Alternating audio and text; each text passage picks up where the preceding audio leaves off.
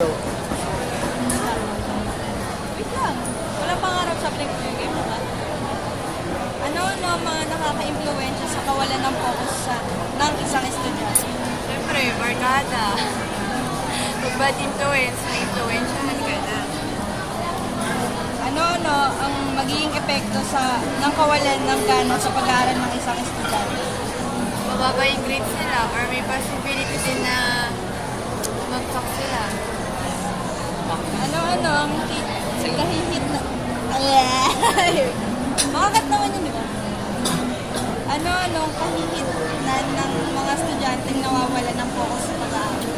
It's either magiging tambay sila or mag-stop sila ng pag-aaral.